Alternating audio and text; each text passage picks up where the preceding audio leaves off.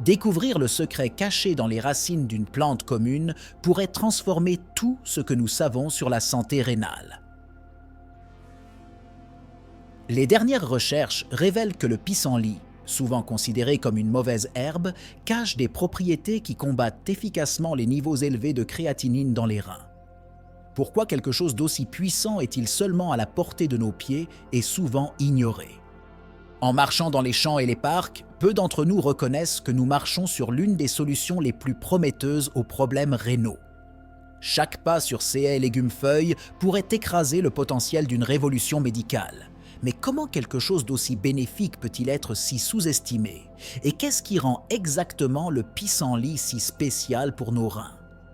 Ouvrant un nouveau chapitre de la phytothérapie, la science commence à comprendre comment les composés naturels du pissenlit aident à purifier notre sang des impuretés qui peuvent entraîner de graves problèmes de santé.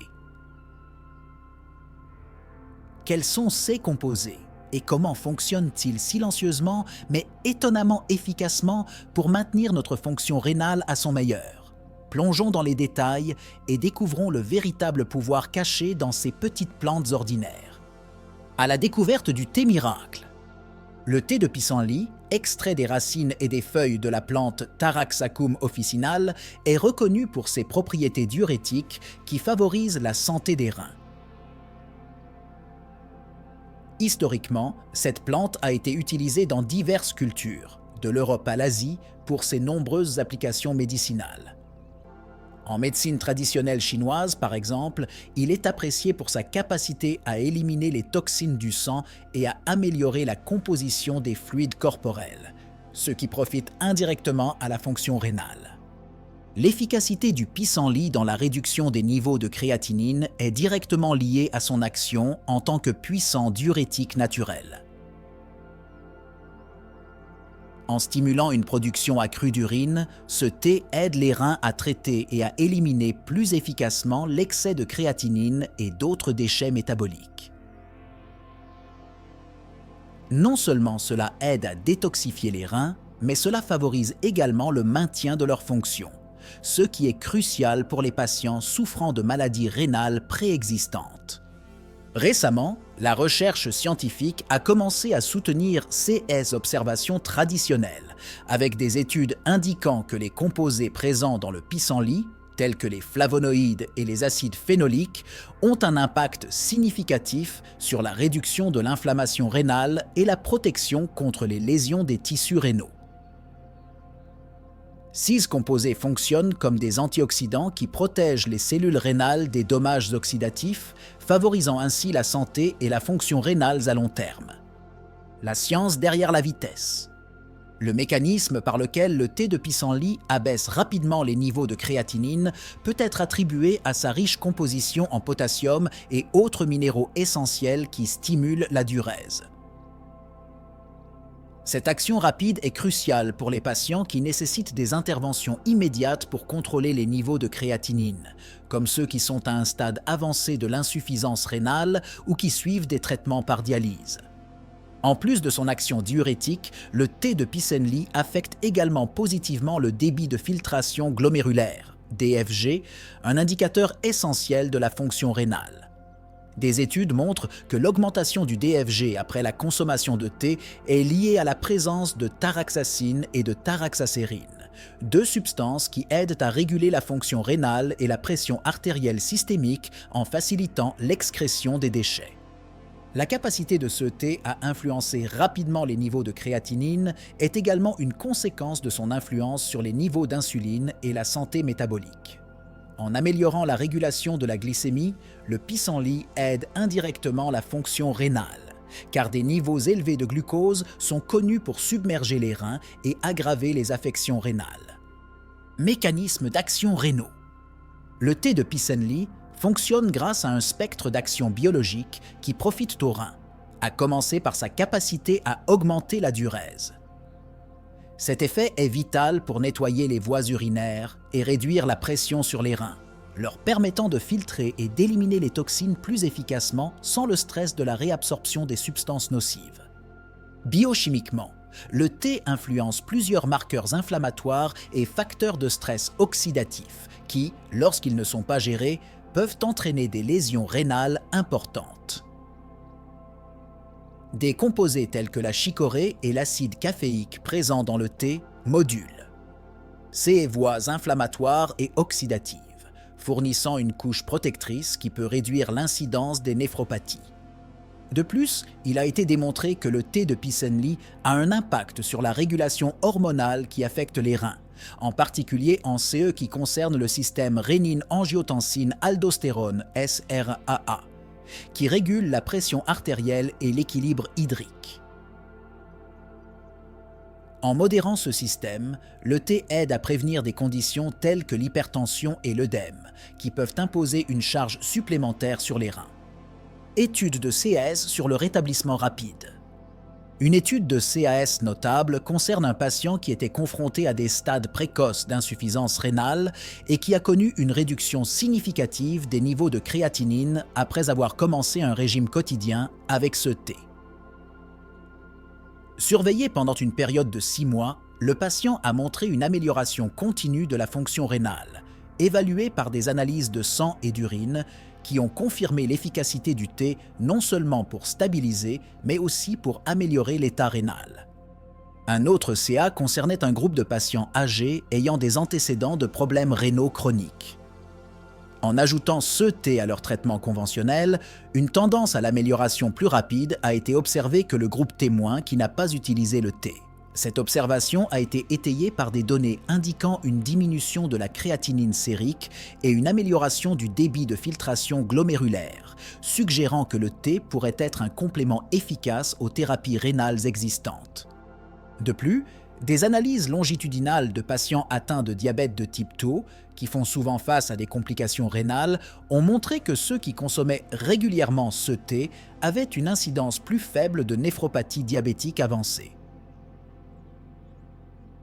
Ce résultat est particulièrement important, soulignant le potentiel du thé non seulement comme traitement, mais aussi comme mesure préventive pour maintenir la santé rénale dans les populations à haut risque. Allier tradition et science.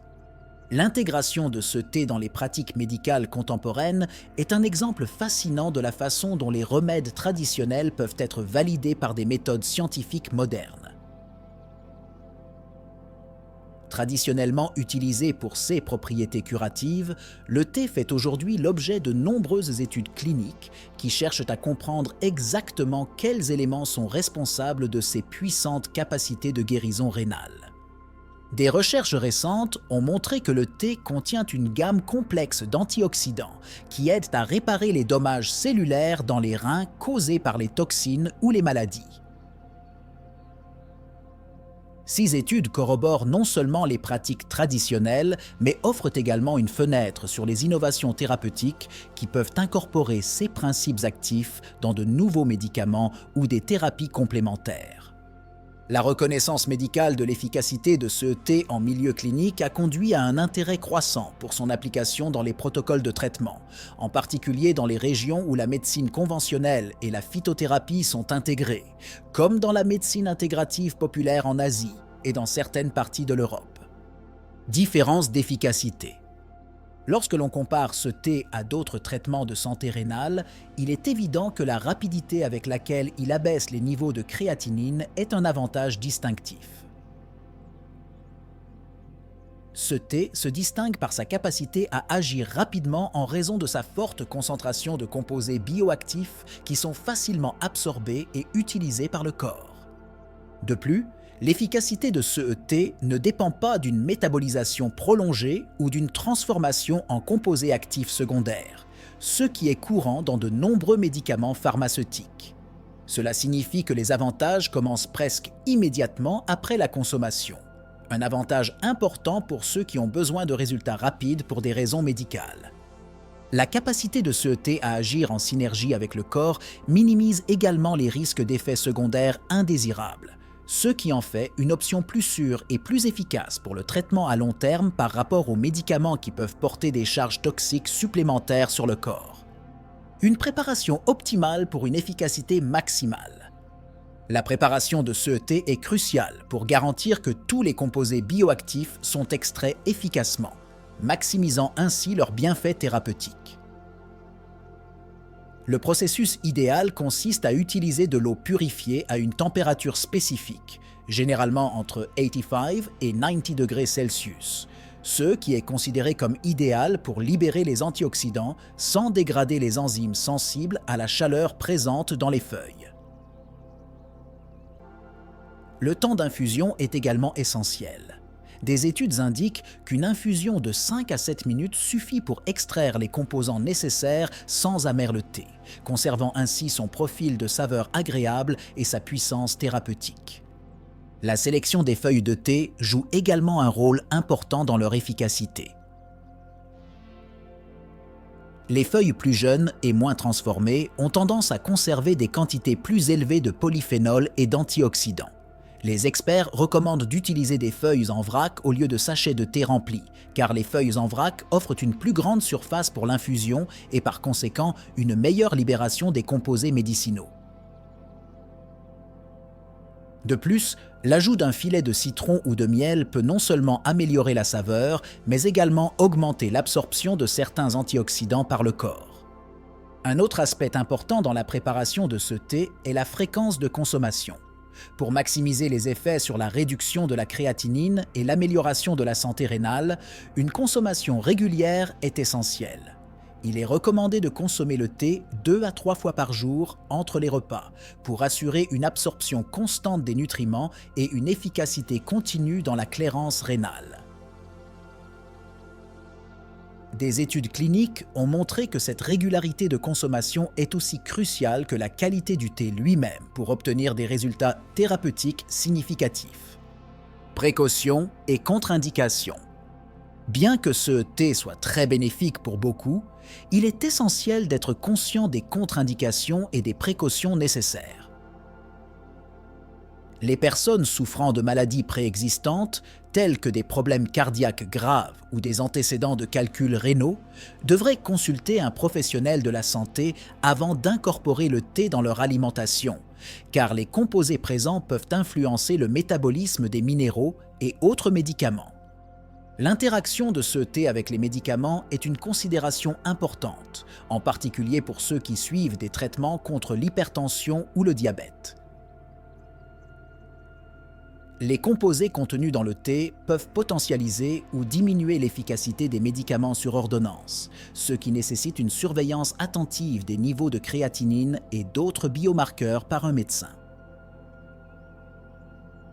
Des ajustements dans la posologie du thé ou des médicaments peuvent être nécessaires pour maintenir un équilibre sain et éviter les complications. De plus, une consommation excessive de ce thé peut entraîner des effets secondaires, tels que la déshydratation en raison de son effet diurétique. Il est essentiel que les utilisateurs maintiennent une hydratation adéquate et équilibrent leur consommation de thé avec un apport suffisant en eau tout au long de la journée. Des directives claires sur la quantité sûre et efficace sont importantes pour prévenir tout risque de toxicité ou d'interaction négative avec d'autres composants alimentaires. Impact à long terme sur la fonction rénale. La consommation régulière de ce thé aide non seulement à réduire immédiatement les niveaux de créatinine, mais contribue également à la santé rénale à long terme. Des composants tels que les polyphénols ont un effet antioxydant qui réduit le stress oxydatif dans les reins, l'un des principaux facteurs de développement de la maladie rénale chronique. De plus, ces antioxydants aident à réparer les dommages causés aux tissus rénaux au niveau cellulaire, favorisant la régénération des cellules endommagées et prévenant la fibrose rénale, ce qui peut entraîner une détérioration de la fonction rénale au fil du temps. Des études longitudinales chez des patients ayant consommé ce thé montrent une amélioration constante des mesures de la fonction rénale, telles que le taux de filtration glomérulaire et la réduction des protéines dans l'urine, indicateur d'une meilleure santé rénale. 6 effets sont attribués à l'action diurétique du thé, qui aide à l'élimination efficace des toxines et à ses propriétés anti-inflammatoires qui réduisent l'inflammation chronique des reins, un précurseur commun de diverses formes de maladies rénales. Le rôle de ce thé dans la modulation des hormones qui affectent la fonction rénale, telles que l'aldostérone et l'angiotensine, est également important. En ajustant la réponse du corps à ces hormones, le thé aide à maintenir un équilibre sain entre la pression artérielle et le volume de liquide, prévenant ainsi la surcharge rénale qui peut résulter d'états hypertensifs. Cette régulation hormonale aide à maintenir le fonctionnement efficace des reins et peut ralentir la progression de la maladie rénale. Innovation et recherche future.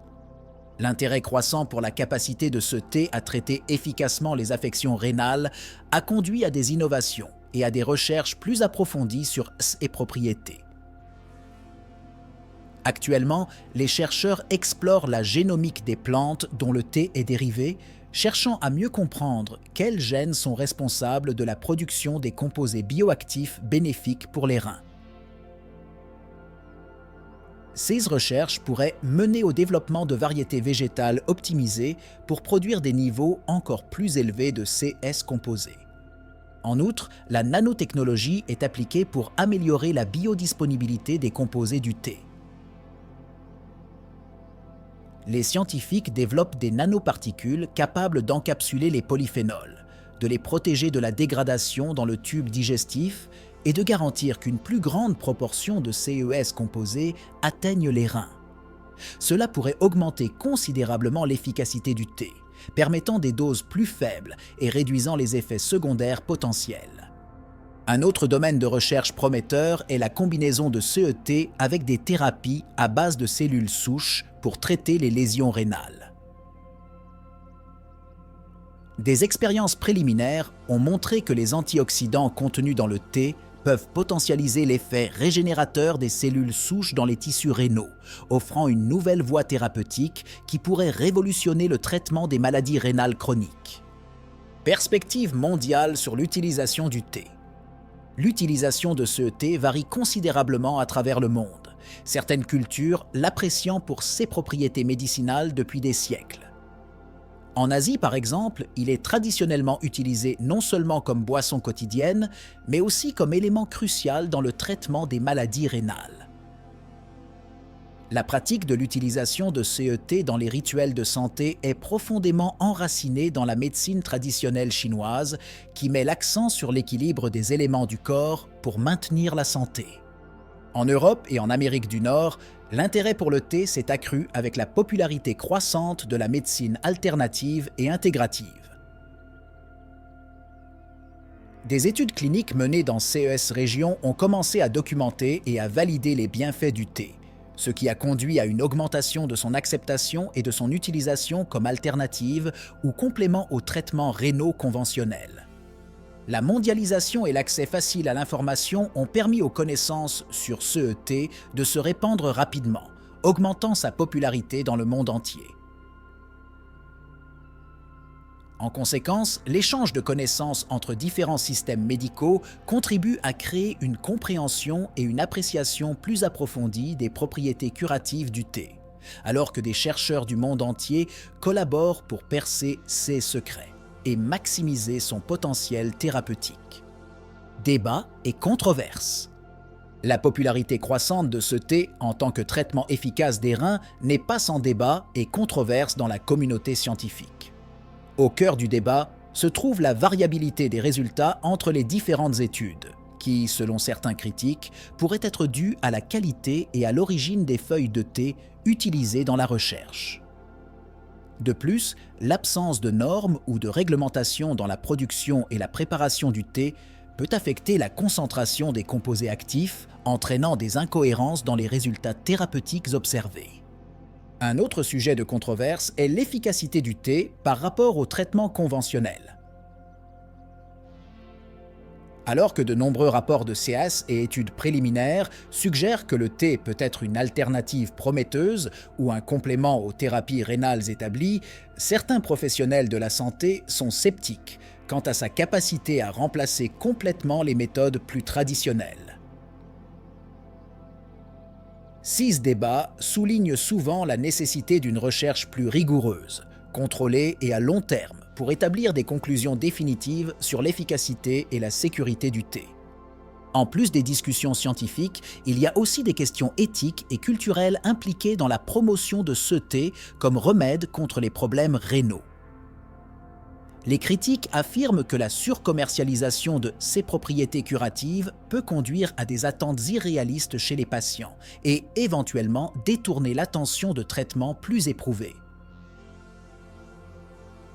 Cela soulève des questions importantes sur l'équilibre entre la promotion des traitements naturels et la garantie que les patients reçoivent des informations médicales solides et fondées sur des preuves. Alors que nous perçons les secrets du pissenlit, il est clair que la nature a encore de nombreux mystères à explorer. Chaque découverte nous amène à plus de questions, plus de possibilités. Ne faisons-nous qu'effleurer la surface de ce que les plantes communes peuvent faire pour notre santé? Ce petit géant vert, le pissenlit, redéfinit déjà les traitements pour les problèmes rénaux. Mais que peut-il faire d'autre? Comment pouvons-nous élargir notre compréhension et l'application de ces résultats à d'autres conditions médicales ou même à la prévention des maladies? Nous terminons cette vidéo non pas avec des réponses définitives, mais avec une invitation à la curiosité. Quelles autres solutions simples se cachent à la vue de tous? Que pouvons-nous apprendre d'autre du monde naturel qui nous entoure? Continuez à explorer, à questionner et à découvrir. Après tout, chaque plante, chaque feuille dans le sol pourrait être la clé de la prochaine grande percée dans notre santé.